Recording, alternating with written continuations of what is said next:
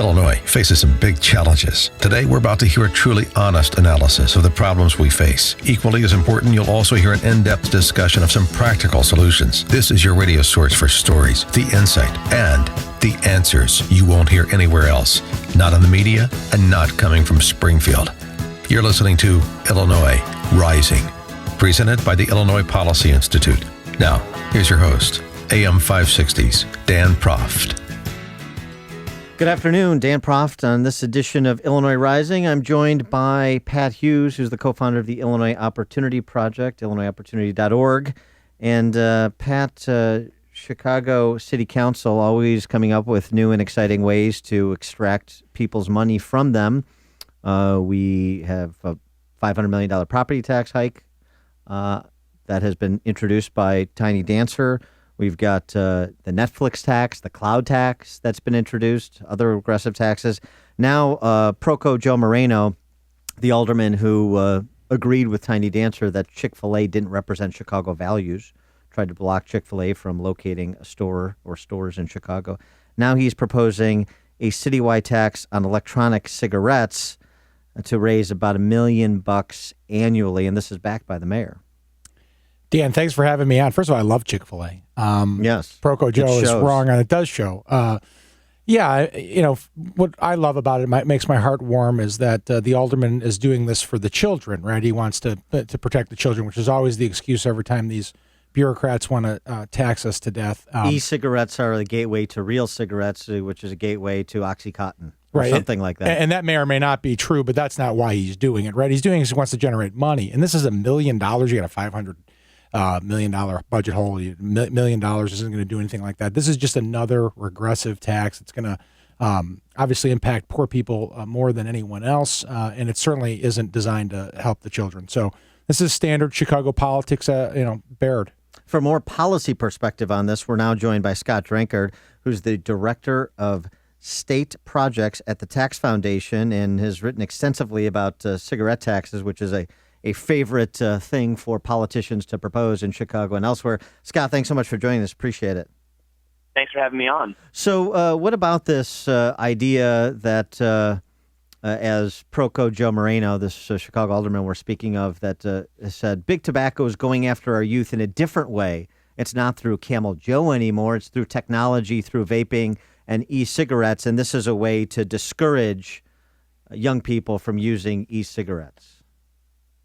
Well, I think the first thing you got to remember is that electronic cigarettes or vapor products are not actually a creation of large tobacco companies. They were invented in 2007 completely outside of the R&D facilities of tobacco companies. While tobacco companies now make vapor products, they're not the ones that created them. This is something that consumers latched onto, that consumers were excited about when they came on the market.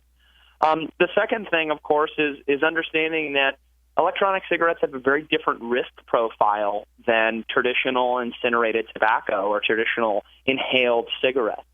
Studies are showing, and there's many of them, we're in the process of doing a literature review on this, that there's good evidence that this is a better switch. This is something that you can switch to that's better than smoking traditional incinerated tobacco. There's still some risk associated with vapor products, but it's not nearly on the magnitude scale of lighting something on fire and inhaling it into your lungs. And I think that's promising. Hey, Scott, it's Pat Hughes. Thanks for being on. What is the tie in your research? Have you determined whether these taxes actually stop people from getting into the gateway? In other words, are they a barrier to entry for kids to not use those products, or is this just a backdoor way to tax the public using health as a means to distract the public from what they're doing? So early looks at this are showing that most vapor products are being used as tobacco cessation devices, and so people that are using vapor are generally former smokers. And that's good to know. I know, for example, my anecdote is that my brother used to be a smoker, and he took up vapor and hasn't smoked a cigarette in years now. And so I think that's a really good change. As to your question about taxing the product and whether that'll actually affect behavior, I think that because of the nature of the market for vapor products, the fact that so much of the sale is done online right now, efforts to tax the product are going to be very difficult to enforce. We already have a problem with traditional incinerated tobacco. With cigarettes, is that people are willing to buy in low tax jurisdictions and then transport those products into higher tax jurisdictions, the cigarette smuggling issue, as we call it on our staff and in our research. And it can be very large in traditional incinerated tobacco. I think it has the potential to be just as large with vapor products, given the large online prevalence of sales, large prevalence of sales online. Now, I'm a cigar smoker, and Cook County whacked me in the not-too-distant past with a substantial tax increase on the purchase of the cigars of my preference. Fortunately, my demand for cigars is relatively inelastic, and I just don't buy in Cook County. So here's the thing, though. I mean, ultimately, there aren't the politicians like Alderman Moreno in Chicago saying two things that are in contradiction with one another.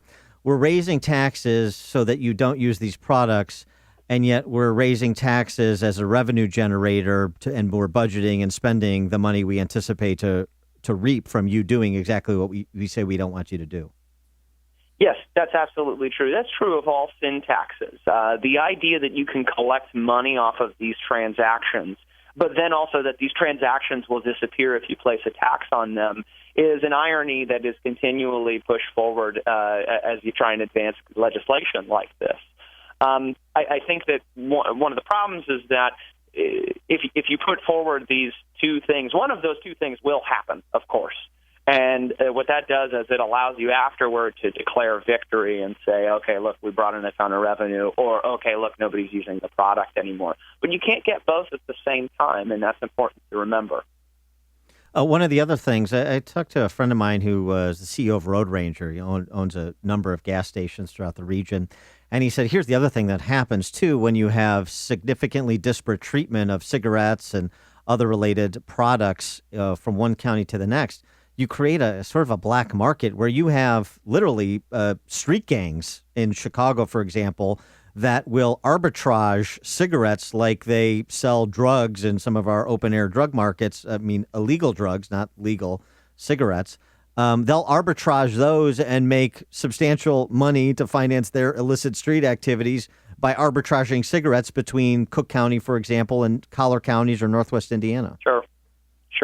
Yeah, this happens, and it's a bigger issue than most people know.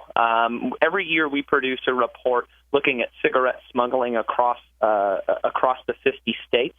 And one of the biggest findings each year is that the state of New York has over 50% of the cigarettes that are consumed in that state are black market.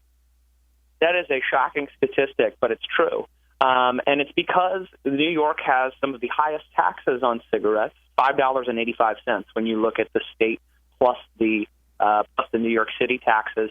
And it's bordered by states that have much lower taxes. Virginia, which is just a couple hours drive away, has a tax of 30 cents per pack.